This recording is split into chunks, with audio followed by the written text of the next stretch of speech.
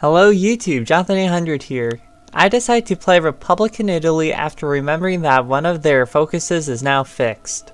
The strategy I do to get Republican or Communist Italy in charge is to release Eritrea and surrender to the Ethiopians.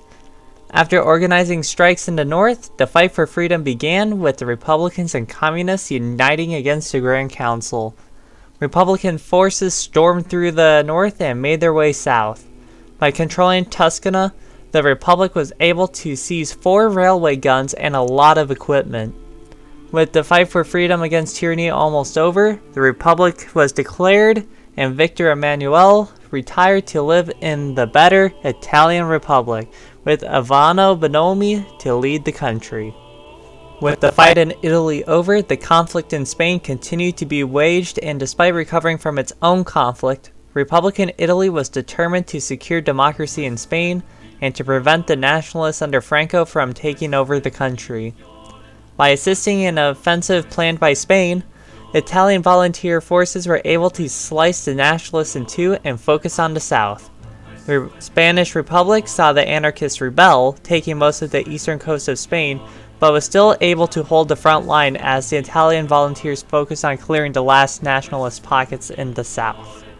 With the south secured, the Italian volunteers turned their attention to the north, first pushing against the anarchists and then pressuring the nationalists at Salamanca. After encircling the Portuguese, the volunteers set their sights on Valladolid and after making a breakthrough, secured Oviedo and Galicia. The fall of Burgos saw the nationalists surrender, with the anarchists soon after. After Spanish democracy was secured, the question of Ethiopia remained. With possibly some influence from the mafia or some who wished to restore Italian prestige, Italy sent an ultimatum to Ethiopia: end the empire and become a democracy with the help from the Italians, or war. The Ethiopians decided to maintain the rule of a despot, so the Third Italo-Ethiopian War began to liberate the Ethiopian people.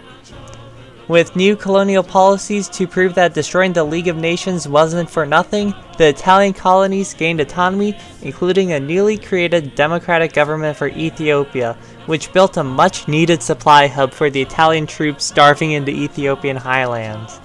Eventually, the War of Liberation was won, and the Ethiopians were now free. Tensions in Europe finally reached a breaking point as the Germans attacked Poland, which Britain and France went to defend. The Germans weakened from losses in Spain and surprisingly Ethiopia, as for some reason they sent 2 tanks to help them, struggled against Poland initially, but somehow managed to bust through the Maginot in a few spots. Italian peacekeepers went to France, Norway, and Belgium to stop the Germans in their tracks. With the Italian peacekeeping force losing ground in Belgium, talks between the Allied powers and Italy began. After the talks, Republican Italy declared itself a belligerent and marched troops through the Alps unopposed, liberating Austria and taking portions of Hungary. Despite having woefully outdated tanks, the Italian Armored Corps along with an infantry assault managed to capitulate Hungary. This was thanks to air superiority and the 9-1 infantry divisions. Italy was also keeping a close eye on the Romanians who leaned more towards Germany by the day, with Bulgaria already fighting in Greece. Later, a portion of the Italian army had to turn back to the Western Front as Germany broke through the front lines.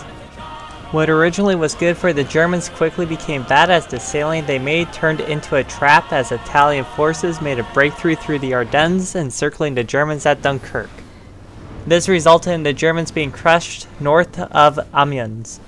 Thankfully, the Romanians waited until the offensive was over to join the Axis, only to not join the war immediately, which let Italian forces secure the Romanian border. This caused both Romania and Bulgaria to capitulate in a few months when Romania finally joined the war. With the southern and western fronts stabilized, an offensive was made from the Alps which shattered the German front lines. Italian troops focused on cutting railways that feed the supply hubs to the West Wall and successfully did with little resistance. The West Wall was then dealt with as the British did a naval landing in the north. Italian troops rushed to meet them and in the process encircled all Germans in the west. The battle for Berlin was a hard-fought battle as the city almost had to be encircled before it could be broken. But when Berlin fell, the Germans finally surrendered, ending the war in Europe. With the war in Europe over, Italy liberated Austria, Czechoslovakia, Romania, and Bulgaria. These countries, along with the newly liberated Germany and Italian colonies, would create the new Italian Confederation. Thanks for watching, be sure to like and subscribe, you know the deal, and this is Jonathan 800 signing out.